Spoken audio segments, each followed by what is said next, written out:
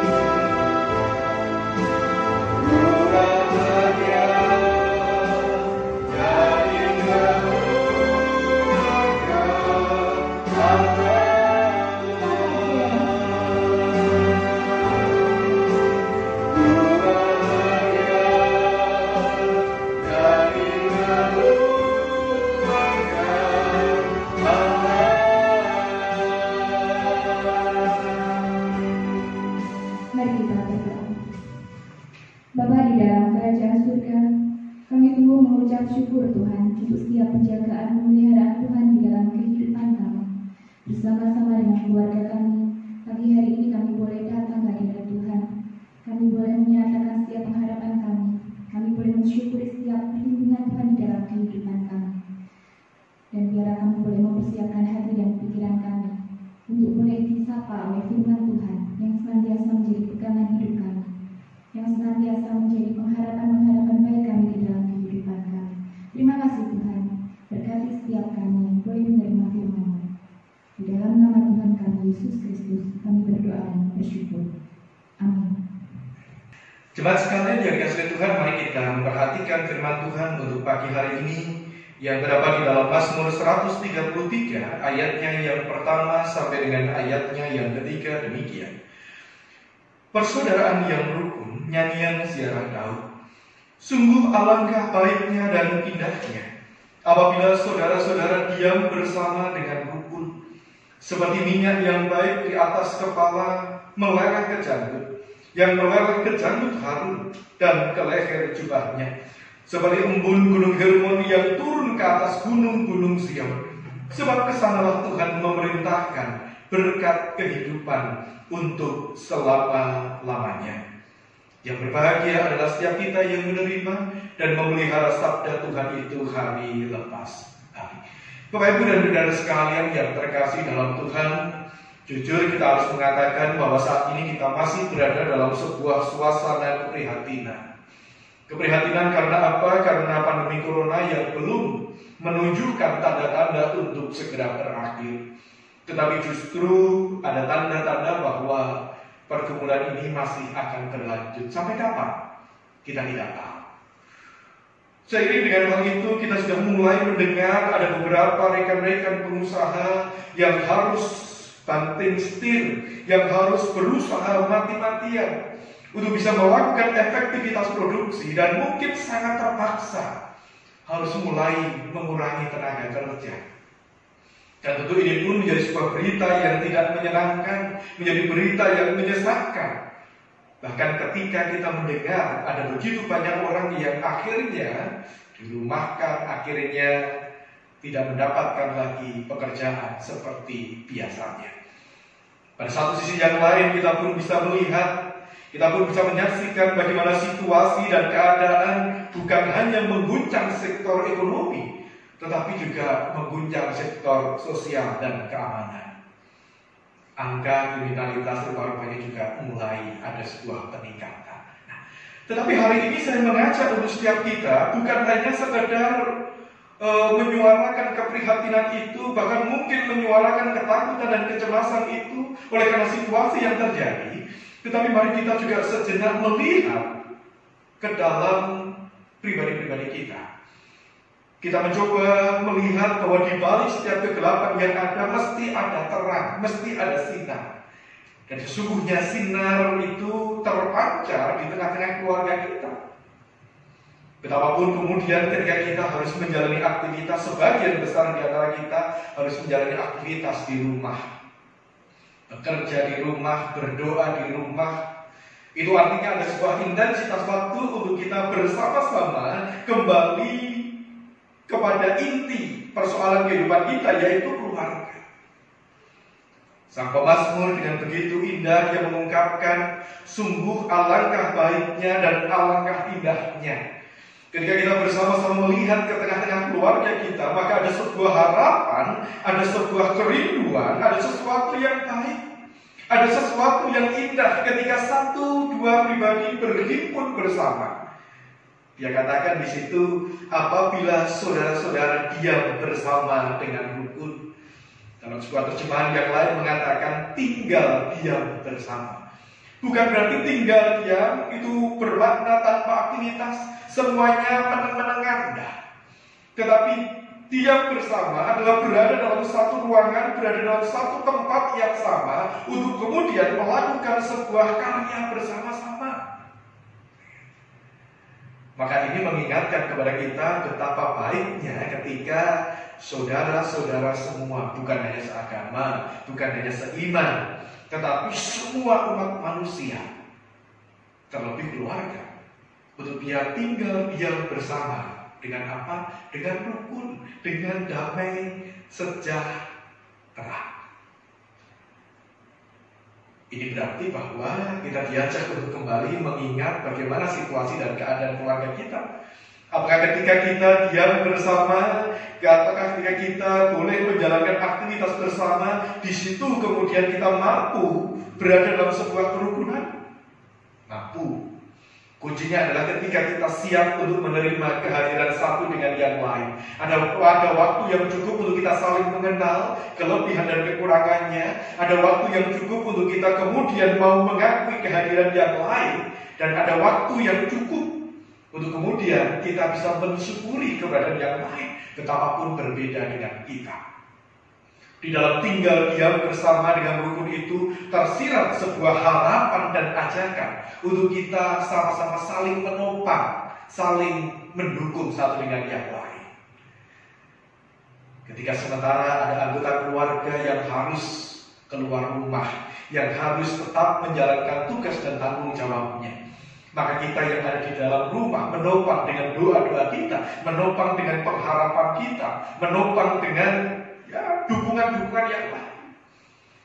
Sementara kita yang masih ada di rumah, kita pun memahami bahwa mereka yang harus bekerja di luar rumah, yang harus mewujud nyatakan tugas dan tanggung jawabnya, kita pun memahami bahwa itu terjadi oleh karena sebuah topangan yang indah, supaya yang diam di rumah boleh tetap menikmati damai sejahtera dan kebutuhan yang tercukupi. Bapak Ibu dan Saudara sekalian yang terkasih dalam Tuhan, di dalam tinggal diam bersama dengan rukun itulah akhirnya dalam menyaksikan sebab kesana Tuhan memerintahkan berkat kehidupan untuk selama-lamanya. Kita bersyukur ada sebuah harapan dan janji Tuhan yang indah. Oleh karena itu mari kita bersama-sama tetap tinggal diam bersama dengan rukun. Mari bersama-sama kita tetap saling dukung, saling menopang, saling menerima satu dengan yang lain. Mari bersama-sama kita tetap saling memberikan yang terbaik, supaya sungguh berkat kehidupan itu nyata atas kita. Kita syukuri firman Tuhan hari ini. Mari bersama-sama kita kembali dengan penuh sukacita. Kita memuji nama Tuhan. Kita mengingat ada satu ujian yang cukup indah di dalam PKJ 288, ketika di sana firman Tuhan mengungkapkan kepada kita sebuah ajakan. Inilah rumah kami, rumah yang damai dan tenang. Mari kita bersama-sama menaikkan pujian ini, baiknya yang pertama, kedua, dan baiknya yang ketiga.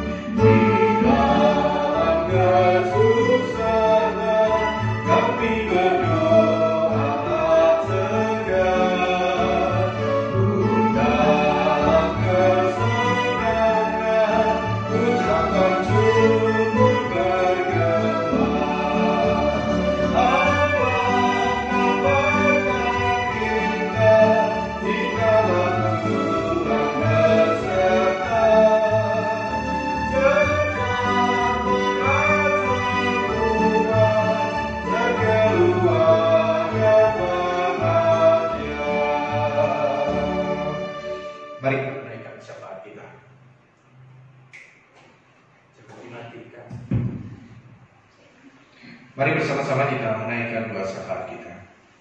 Bapa di dalam surga, kami kembali datang ke hadirat-Mu, bersyukur untuk sebuah sapaan firman-Mu.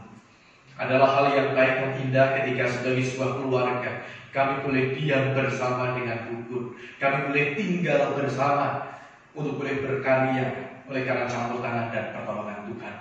Kami bersyukur untuk sebuah kesempatan yang indah. Kami boleh kembali ke tengah-tengah keluarga kami, kembali menghayati dan mensyukuri kehidupan keluarga kami. Di saatlah sesungguhnya kami sedang belajar untuk saling mengenal satu dengan yang lain, untuk kami boleh semakin saling menerima setiap kelebihan bahkan kekurangan satu dengan yang lain. Bahkan terlebih daripada itu, kami boleh saling menopang. Teristimewa ketika kami masih berada dalam pergumulan oleh karena pandemi corona, oleh karena gejolak ekonomi, gejolak sosial dan keamanan yang sedang terjadi. Kami berharap akan campur tangan dan pertolongan Tuhan. Mohon berkat-Mu untuk rekan-rekan kami yang sakit dan lemah tubuh, Engkau melawat mereka, Engkau menjamah mereka.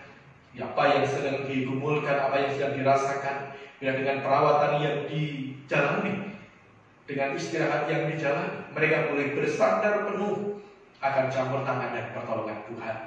Kami juga berdoa untuk generasi muda kami ya Tuhan, mereka yang saat ini sedang bergumul oleh karena studinya.